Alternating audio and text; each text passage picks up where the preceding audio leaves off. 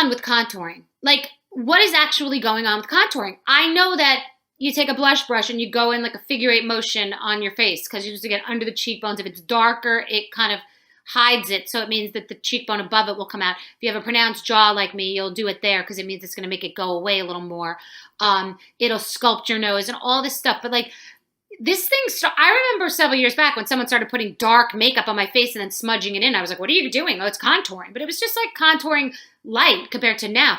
Now everybody's drawing on their face with crayons like they're a clown. Like, are our faces so bad we need to like fully sculpt and give ourselves plastic surgery on the daily? Like what's wrong? Is something, I feel like I'm doing dial-up internet because I just take a brush and go around, and I even have like a more specific brush, so I'll do the bronzer like under my cheekbone just to, because it looks like this is what the kids are doing. But literally, if you look, people are plastering their face. It's like brown makeup everywhere in crayon, and I don't understand it. I don't understand it. It's crazy. Does everyone's face need to be so sculpted and contoured? Are we looking for like Ken doll, weird mannequin, like sculpted edges of a face?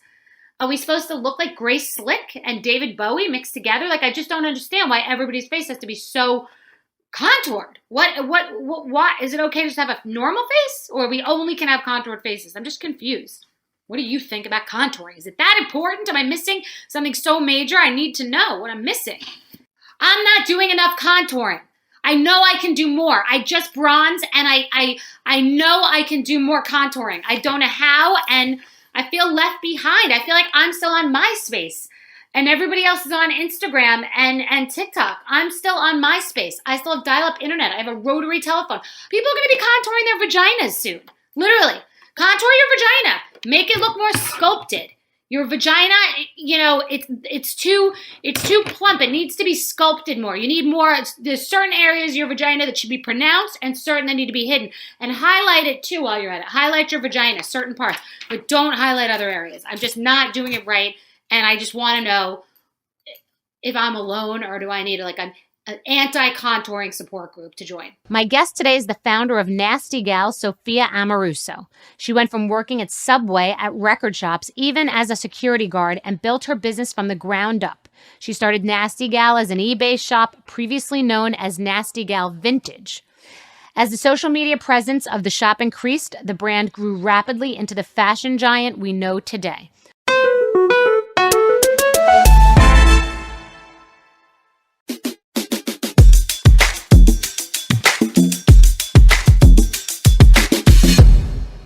Okay, so you started your business, Nasty Gal Vintage, as what? You were selling online what type of clothes? It was eBay. I was selling vintage clothes on eBay. Okay, and how did it grow to be so huge? How big did it actually grow to be? Yeah, it grew to over $100 million in revenue. Over what period of time? 10 years. Okay. And yeah, I started it when I was 22, and I don't have any business education. I had never worked in an office. I had never had a boss. The only office I've ever worked in, my name has been on the lease on. I didn't have startup capital. It wasn't even a business. It was like, I didn't want to work for other people. So I thought I could flip vintage on eBay, and I did. And I got really good at it. And then eventually launched my own website, nastygalvintage.com, and started introducing new stuff. So I was going to trade shows and curating other people's products, and people loved my curation. They loved the styling. Nasty Gal had a very unique brand voice, and the creative at the time was unique. And, this was in 2000. It started in 2007. And so I bootstrapped it with my 87 Volvo. I paid $500 a month rent. Mm-hmm. I didn't have loans, and no one would have given me a loan. Mm-hmm. And I bootstrapped it from zero, 75 grand my first year, 250, 1.1, 6.5, and then 12. And I owned 100% of it. And then investors came in. So I relate to that because I had a business called Princess Pashmina in LA. And when you just said it wasn't a business, there were no words like entrepreneur or mogul. You were just selling clothing and making money. Pivoting. Yeah. No, right. I didn't know what any of that was. Right. Yeah. But I'm so the first, now it makes a little more sense that you're saying the first year was 75,000 and then growing, because I was wondering if you're doing those numbers, how were you literally doing it? Meaning literally the boxes, the clothing, because people listening here want to start their own business, and, you know, they might be great at baking cookies or making a salad dressing or have a good tech idea. But to literally picture it, I'm trying to envision what was going on. You have a Volvo. So how are you shipping things? It was before social media. How were you marketing? Yeah. Like, what were you doing as a new business owner that didn't even know you were a business owner? You're just making money. How did I figure that out? I mean, I did it all in the beginning. I like every eBay seller, you know, and eBay and now Shopify and Squarespace and these Etsy and these different platforms give you the framework that you need to understand inventory and shipping and weighing and, you know, managing customers and like uploading your photos and stuff. That when you had a website, when you had to build an e-commerce website in 2007, 2008, you were literally like skinning a site. You had to hire a designer. You designed like a Photoshop file and like sliced it up and had somebody like literally engineer the entire thing. Right. It was so much work.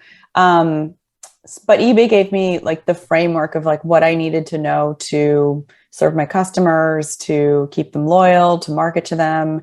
You know, I was able to develop my brand voice there. In terms of logistics, it's like every eBay seller has like a printer or a label printer, and, you know, you hook it up. Now you have ShipStation. I think I was using USPS directly. You slap a label on a package, you take it to the post office. And then when there's too much, you know, when there was too much for me to ship, or when there was too much for me to do because the business was exploding, I first hired someone who did the things that I didn't absolutely need to do. Like, what is the best and highest purpose I can serve in my business?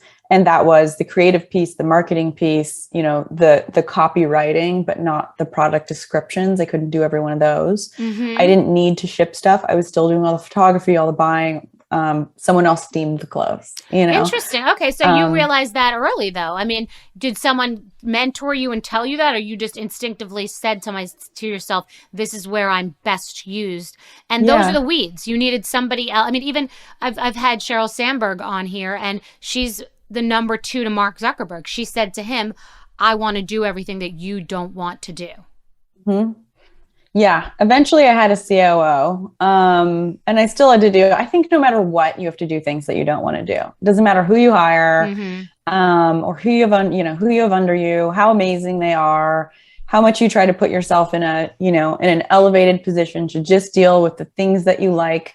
It's a job. Even if you're working for yourself, even if you have support, it still ends up being a job.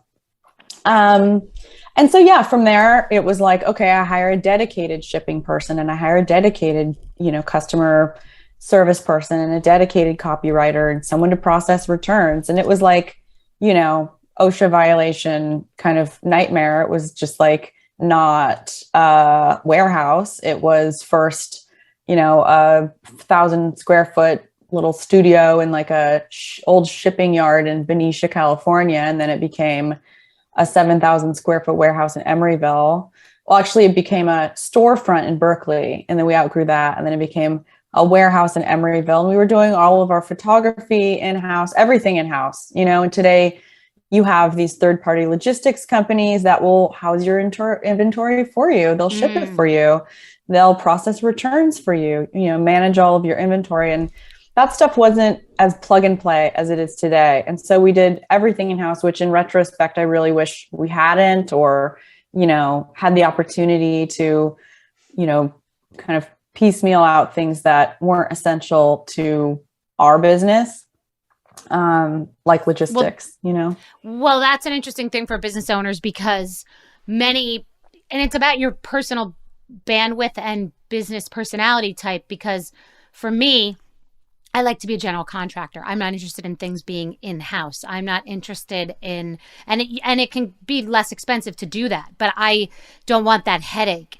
And I don't think a lot of people even know that a lot of these resources exist, that you can sub out a lot of things and then really focus on what you need to be focusing on. So you were kind of doing more than you needed to do, either because it didn't exist or you didn't really know how to connect those dots, right? I didn't really know what that meant, and Right. I think controlling the show. Like I didn't know how to manage people to begin with, but it Right. just felt more fluid to have somebody there like all the time who was an employee, who is dedicated to that business and not juggling different, projects. And today with business class, it's a sizable business, but I have one employee and she's amazing. And everyone else is a contractor because Exactly. I can talk about leadership. I can talk about management. I know a lot about it. I've worked with incredible leaders. I honestly think I'm okay. I'm just okay at it. And Likewise. like I said, I want to play to my best and highest. And having conversations with someone every 6 months about growth in the company, or 3 months, or they join and 2 months later they want a promotion and you lay someone off and they sue you. Like I can't deal with it anymore. And I did it for 15 years. And, I love the team that I work with. I consider them my team, but they also get to go build their businesses. And now I'm a client. My first employee at business class was a full-time employee, and she left to start her own agency. And I'm one of her clients, and it's excellent. It couldn't be better. I agree with you. I actually, it's interesting that you say that, because you can be successful at business and really not be good at many areas of business. I mean, you have to know what you don't know. And I find that the time suck and drain of managing people is not for everyone. And even in a way that it could be something so ridiculous. My assistant's going to laugh in front of me because I didn't know someone that was working for me get everyone off Veterans Day. Okay, that sounds reasonable. Great, it's Veterans Day. Then on that day, only banks were closed. Like, my daughter was in school and all my assistants' friends were working. And I was like, why is everybody working? And they're like, I don't know. We didn't know why you gave us off Veterans Day. Because I didn't know, and HR and what policy is. If you're taking off, how much notice do you have to give? I'm a free spirit in that way. So some people could be bogged down and fail in business because of the weeds of those things that don't mean you're a good or bad business person. Honestly, it's really like refreshing to relate to somebody on this topic, because I have a lot of guilt over it, because, I didn't build a great culture at Nasty Gal because I didn't build an intentional culture and I didn't know what culture meant. Mm-hmm. And when you hire 100 people in a year, when you're just like shooting from the hip, like a total, accidental entrepreneur, it's a mess, and in business class, I teach, like, you have to think about your culture even before you hire your first employee, because the way you two work together is going to be the way that it scales and the way that 10 people work together. And if that's not intentional and you haven't thought about what that looks like, it's a mess. I love that you're being transparent about this, by the way, because, I didn't know the word culture either. The way I came up, I used to work for Linda and Jerry Bruckheimer as one of the 10 people I was an assistant for. Kathy Hilton. I worked in Lauren Michaels' office.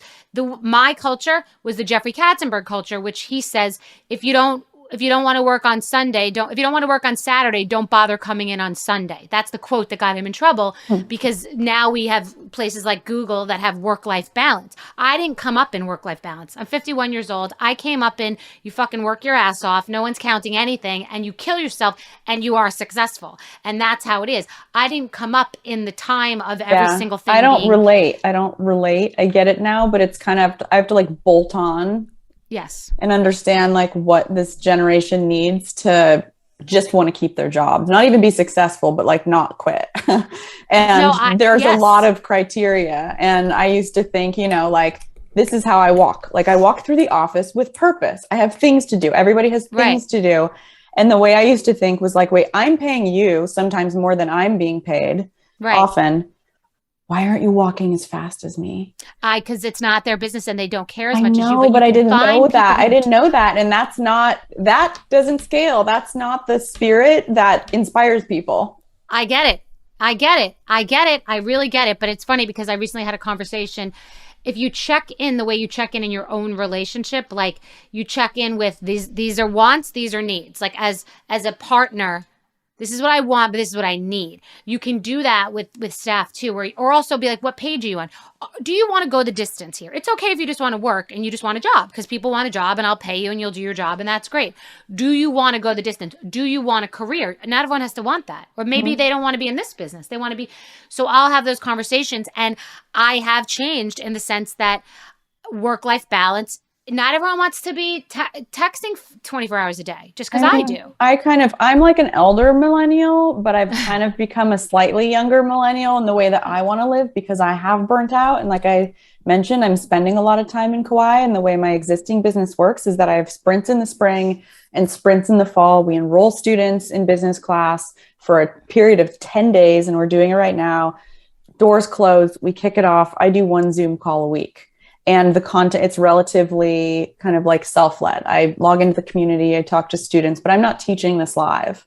And you're not killing yourself. I'm not killing myself. And then I have like almost like months off in between. So, you know, as someone who is saying all of these things about how, you know, I've evolved and kind of burnt myself out in the same way. Like this generation knew that burnout existed and decided not to accept it before they burnt out. That's fair. Demanded it. And it's like, I guess I paved the way for other people to see that burnout's no fun and show up at 22 years old and say like, I'm not going to kill myself for you. But at the same time, when I think about growth in a company or think about bonuses, in terms of getting ahead, like you get to keep your job for doing your job.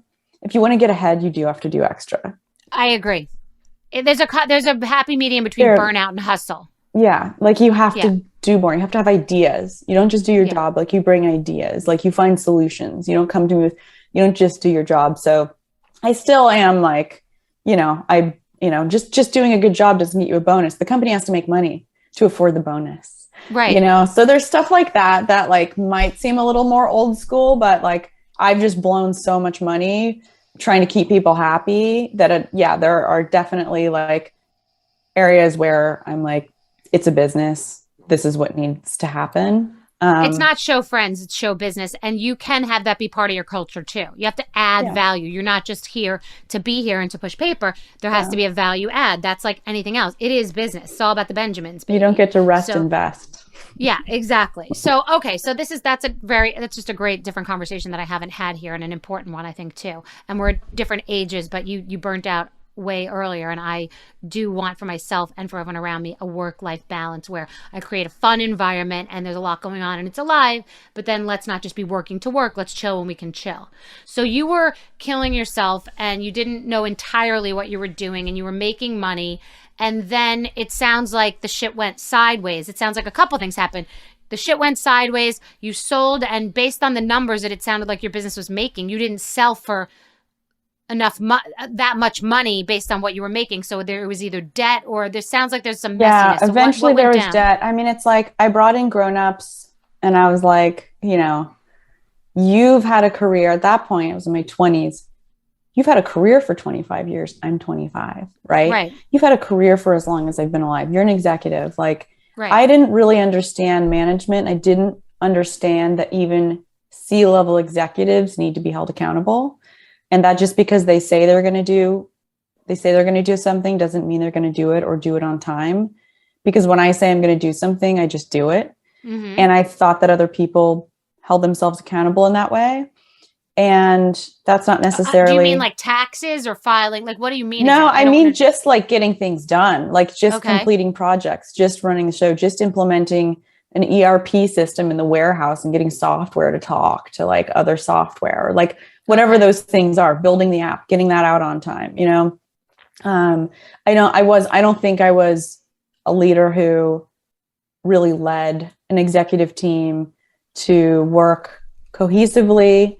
I didn't. You thought other people were going to get things done, but you weren't technically managing it, so you weren't. I thought they were going to diagnose the business. Yeah, I thought they'd diagnose the business and go treat it. And that's not always what happens. And I thought, you know, I knew what I didn't know enough to be like, I don't really know a lot. Like I bootstrapped the business. I didn't have to understand the financials because it was profitable. I understood I sell something for more than I paid for it. I reinvest some of the money in more inventory, not too much. And I just like keep money in the bank. Don't spend all the money. That's business to me. It becomes so much more complex, and reading a P&L 5-6 years in for the first time because I didn't really need to. Oh, I know exactly what you're saying. I learned really quickly, but the learning curve that I hit at one point was so steep that I just couldn't. It was like this, and I was like this, and I learned so quickly, and it was so much. You're being waterboarded with information. Kinda. Yeah. And so what happened? Bootstrapped the company. It was on its way to 28 million, and after 12 million, bootstrapped it to 12 million, owned 100% of it. Investors came in and plowed. They said, your company's worth $350 million. That's 10 times revenue for an apparel business. Okay. 10 times forward-facing revenue. That's not normal. Apparel businesses trade at like 2 times, okay. Revenue. So it was a venture investment, and they priced it like it was a tech company. Okay. And, they would expect it to eventually become $1 billion business. Eventually, we built it to $100 million in revenue at that point. They'd invested $50 million. Some of that money became mine. Most of it went into the business. And so I was able to sell some of my stock along the way, which in retrospect, had I not done that, my life would be very different. Mm-hmm. Built it to over 100 million in revenue, but, sat down with these guys. Again, everybody knew more than me, and I don't want to, I have plenty of responsibility here, but we were doing 28 million. And then they came in and we said, okay, well, based on the growth next year, we're going to do 128 million. And we literally rounded up our projections by $100 million, like on the dollar, which is just so random. And how do you, like, where are we getting these numbers? We hired 100 people, and it got very expensive. We rented, we leased had a 10-year lease on I don't know what it was. This sounds like a shit show. Hired 100 people and said we're going to do $128 million based on $28 million. It's insanity. It was insanity.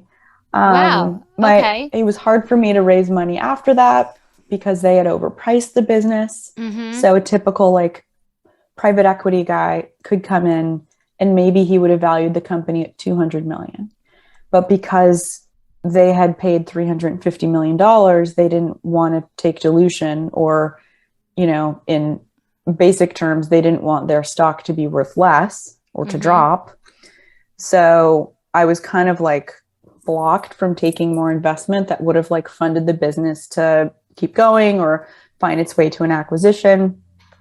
At the end, we had venture debt. Sales had kind of plateaued. We had built a company to over $100 million. And there were opportunities to sell. There was an opportunity to sell in like years before everything ended for over $400 million there. And I owned 80% of the business. Wow. And there was a piece of paper, here's our intent. It was an outfit of clothing for urban people. Mm-hmm. And that was there. And my investor said, and I'd spent a ton of time with them. I had flown to Philly, and my investor said, ask for more. And the deal went away. So there's just like, it was the highest highs and the lowest lows and the most fun, and like so much drinking and so much travel. And like, it was like the best experience of my life. Wow. And eventually, Hail Mary after Hail Mary, opportunity to sell, cock blocking of investment from like, potential future investors, lots of it, building a shitty culture,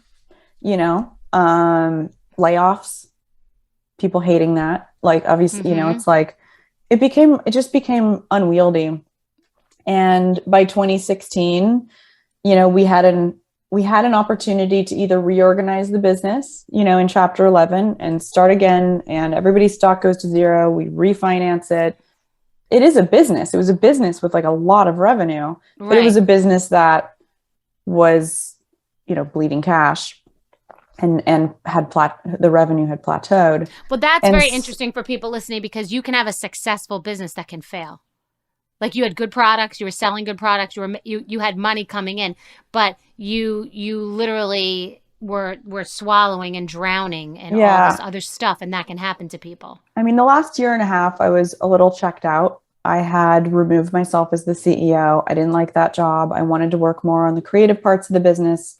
So I brought in someone to be the CEO for the last year and a half. I don't know how different things would have gone had I not done that, but I did do that. Mm-hmm.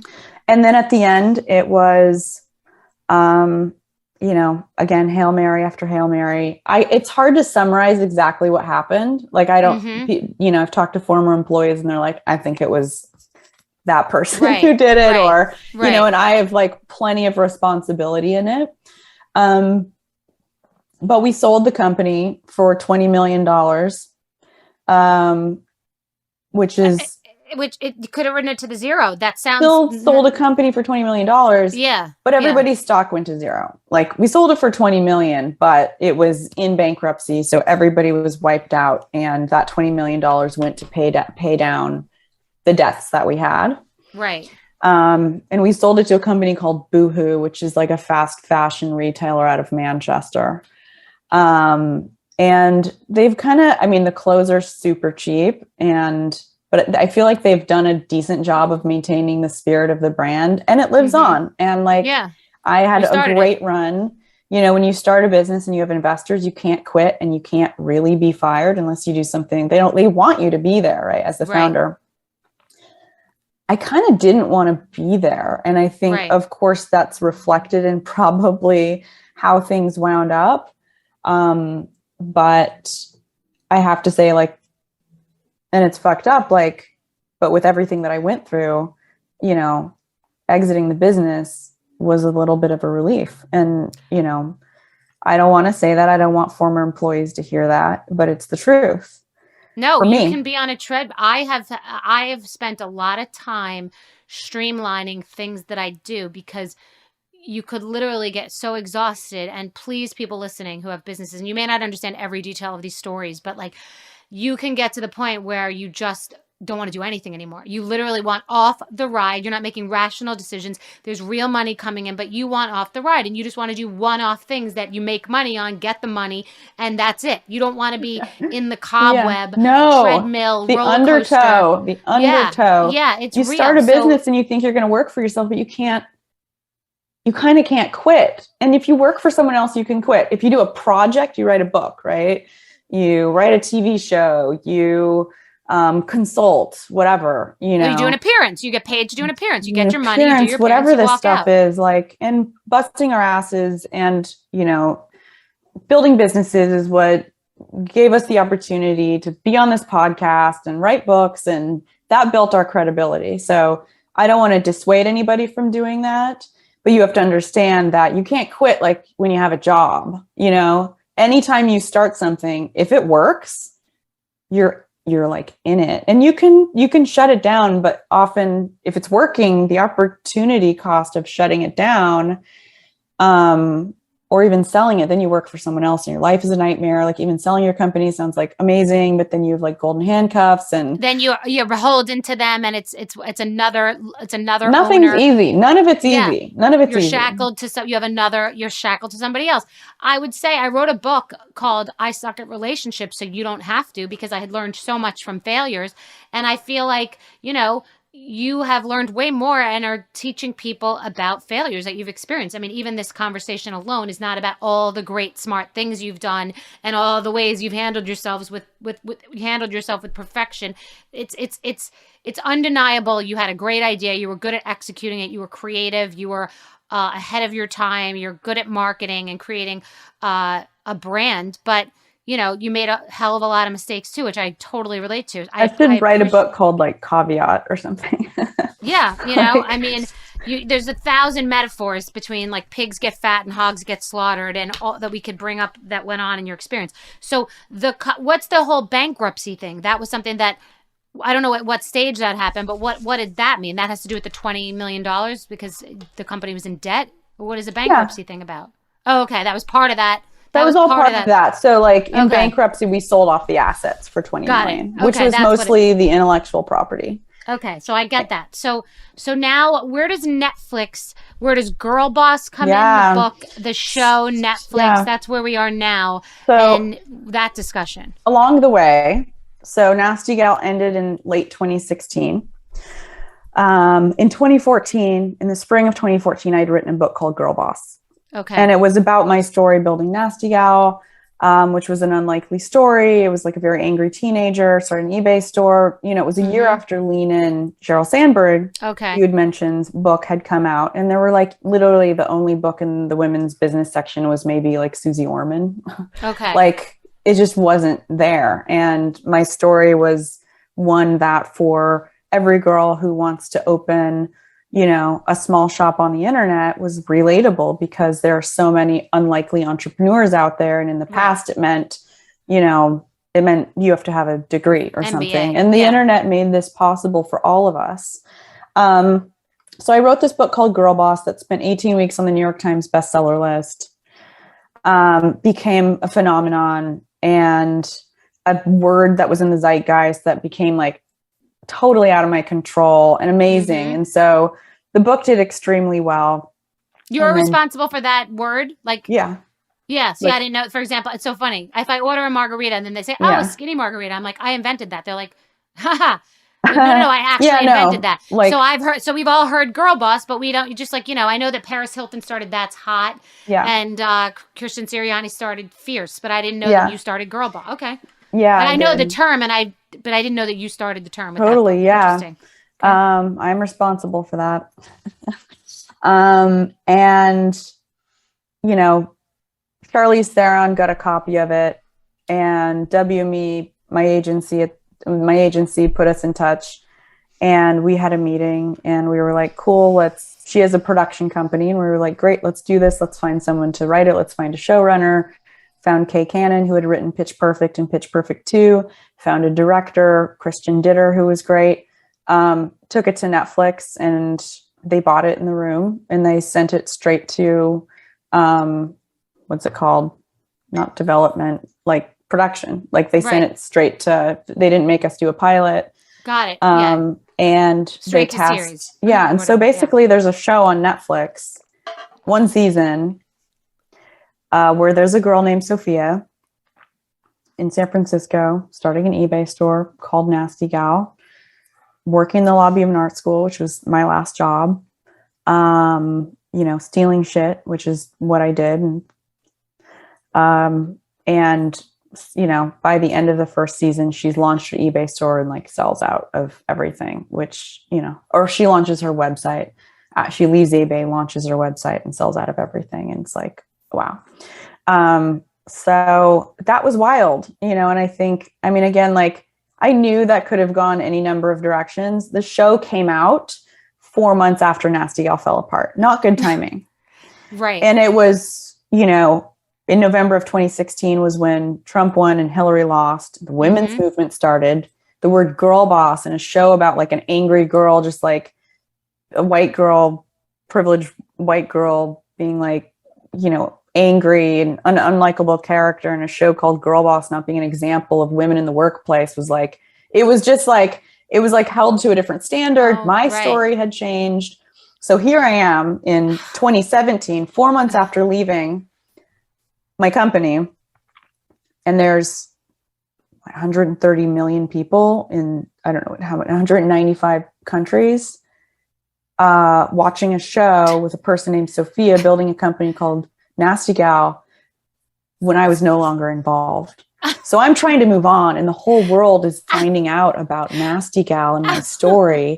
And it was just like, also in 2016, prior to the bankruptcy, my husband of a year left me, and I was on the cover of Forbes. Oh my God. So it was like 2016, like cover of Forbes, because my stock was worth a lot. Right. Husband bailed. That was the summer. Company fell apart November. Netflix series came out April of 2017. Like that year was such a mind fuck. And well, I mean, it's like being back at your company again when you have 50 things coming at you and it's a shit show. It's just a different shit show. That's unbelievable. It was just total whiplash. Wow. Yeah. Yeah, that is Yeah. okay. Wow. So when did that whole storm pass? And like you Um, got to like reinvent and be a new person and just like not yeah, feel all of that. pretty immediately because I got up and I started a company called Girl Boss and I held a conference called the Girl Boss Rally. And I did that in March, actually before the Netflix series. I raised a little bit of money um, and had a conference with 500 women called the Girl Boss Rally. Eventually, had 25 people, built that to maybe like 5 million in revenue over the course of a few years and sold that at the end of 2019, right before the pandemic. And Wow. so I had a podcast for 5 years called Girl Boss Radio. So that was part of it. We had a newsletter. We worked with brands. So we did like large brand partnerships that lived across, the newsletter, my podcast. It was all kind of integrated in like the different properties that we had, including the conference, and experiential or events was a large part of that. And then the pandemic happened. So I'd sold the company, was still in the company. Pandemic happened, revenue, brands pulled all their dollars. Brands weren't sponsoring anything. It was a mess. No. There was people in fucking trucks in New York. Right. And so the company actually sold again and I left. I was just like, I'm not starting my company over. I could have stayed, but I'm selfish enough at this point to be like, I'm not going to martyr myself and found my own company again. Like if as a founder, I always feel like I have to stay and I'm so passionate that like I would do anything and die and start over. And no, I'm just not, I don't do that. Like I don't do that. And then went on to start Business Class, which is very digital, very, the content's digital, the community's digital. I market it digitally, and I'm working directly with my audience rather than, I don't have investors. I bootstrapped it. I don't have stakeholders. I have one employee, nobody's really affected by what I do other than my community. And so if they're happy and they're loving Business Class, that's all that matters. And so there's not this like different masters, like investors and employees and, brands. You're not on a treadmill. You can do an event or you don't have to do one. You can do one, engage people, have a conversation, or you don't have to have a conversation. You don't owe anybody anything except for what a good relationship. Yeah. Wow.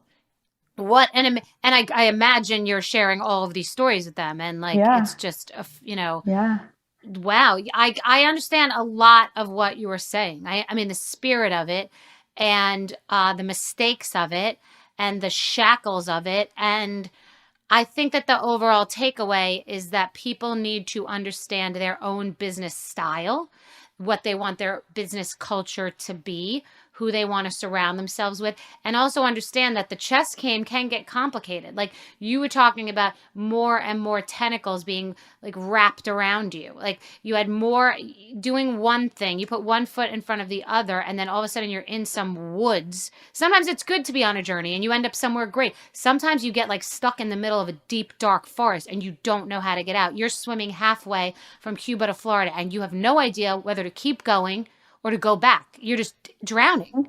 It can happen. And that's a cautionary tale for business. And I really do understand it. And people have to take their own temperatures and not get in too deep because truthfully, pigs do get fat and hogs get slaughtered. You get in too deep and everything sounds good and you could drown. So I think that's a very different conversation than we've had on the show and super important. Honestly, what an amazing story. Thanks. Really. But I wouldn't have changed anything, because, I've kind of viewed my experience as an opportunity to learn about myself. So how I am as a leader, maybe the way I am in a relationship, like the feedback I get, from my employees, even if I don't like it, sometimes it's an opportunity for me to learn, Yeah. And so it's just been like, I wouldn't trade any of it. And I say yes to things, even when I know they may not work out, like a Netflix series or, raising a ton of money. I probably could have sold my business for $100 million when I owned 100% of it, and been You're like, on the journey. You're just being a free spirit about it. It's who and you so I are. guess I kind of, and this feels really cavalier, and maybe as I get older, I'm not making decisions like this, but I've always thought, if I can look back on my life and it's like an entertaining story, or it would make a good book, or it would make good content, like I'll say yes to it.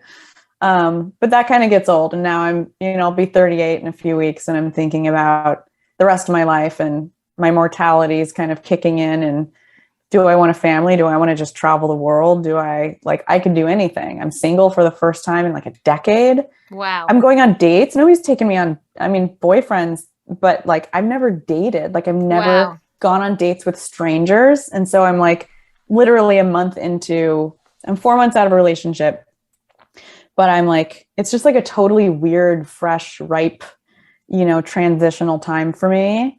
And yeah, I think you should eat, pray, love. It's once you get entangled in having kids and being on that road, and you'll have new tentacles on you. You'll have a new master, and that doesn't sound like something you like, and you do have time. I would, just because you said it, now it's out there. So I would travel the world. I would love to take my daughter out of school, homeschool her, and just go live in Italy for 6 months and make pasta. Like I have a free spirit vibe, and my assistant's always saying, you can't do that. You have to come back. You can't do that. You got to come back. You got to do that. You can't go there. You do eventually. I booked an airline ticket on April 29th to go to Europe on a whim. So I'm going at the end of next month. And I don't have anything booked, but I pinged my friend who I know is like staying in Lake Como, and he's like actually living there. Wow. And has like guest bedrooms, and it's like, just come like stay here as long as you want. So speaking of Italy, I'm just like, I'm gonna get on Raya in like Paris and see who likes me. Yay, that's awesome. Wow. Well, what an interesting person. What an interesting conversation. Thanks. I appreciate you being so transparent. I can't wait to hear what you work on next and where you end up eating and praying and loving after Italy. So I appreciate it. I can't wait to tell Andy I met you. Yeah. It's so nice to finally meet you. I liked your show. I like your spirit and your attitude. And I've always just kind of from a distance related to you in some weird way. So it's nice to meet you. Well, thank you. Nice to meet you too. If you end up in Poland, you can go visit our warehouse for Be Strong, because we have a lot of relief work. So if you end up having that be part of your pray journey, let me know. Okay. But it was really nice to meet you. And nice to meet you too. Much. Yeah. Thanks for having me. I guess Rose and Thorn. What your Rose and Thorn of the whole thing was. Of the whole experience? Of your business. Yeah, your business. My business. I mean, the Rose is having like the best a life that I could never have imagined. Okay. And I still do, but like that trip, just that whole trip doesn't happen. And then Thorn, just loss, and outrunning it, starting another business, and girl boss, and trying to stay relevant, and aging. And I could go on, but I think like outrunning pain and loss, like I keep moving, and I'm in this time where it's like creeping in, and I'm processing it, and I'm learning a lot about myself, and I'm going to, what worked, what got me here won't get me there. Got it. Okay. Yeah. Awesome. Yeah. Thank you so much. Yeah. Thank you. Awesome. Have a great day. All right. Bye, you too.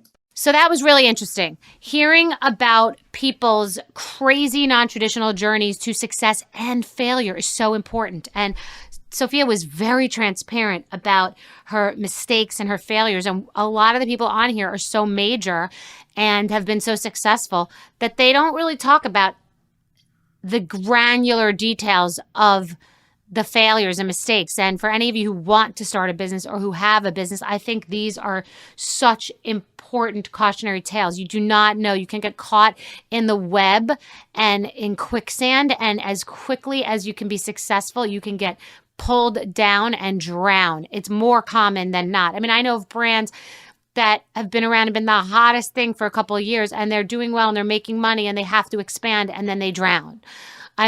Brands that are on top of the world, and then something happens like a pandemic, and then they drown. So hearing about people's mistakes is really critical. And I just like this talk because it's so different. So I'm grateful for that conversation, that I'm grateful for you to have that information. So there's been controversy around words like girl boss, right? So it started as feminism and then it became, wait a second, why do we have to call out that it's a girl boss? I've never loved that kind of boss bitch, boss babe, all that stuff. That's just not my brand of person. I'm just a person that's successful. It doesn't matter if I'm a man or a woman. But I do understand how women have been behind the eight ball. They've been paid less. They haven't had the same opportunities. So when someone's a girl who's a boss, they want to shout it out. And that might be a little dated now, but you can't always be current with the vernacular. I came up with a brand called Skinnygirl. That is not the most popular thing in certain sections, meaning I'm not calling my swimwear brand Skinnygirl. That's not what I want to be doing. Popcorn, great. Salad dressing, wonderful. Bathing suits, no. So you got to ebb and flow, and the times will change. So not every term or word will be current and popular. But it's undeniable that Sophia took a lot of chances at a very young age. Very, very interesting. I appreciate you. Remember to rate, review, and subscribe, and keep listening. We are killing it. We're doing really, really well. We keep growing, so more fun news to come. But thank you. Have a great day.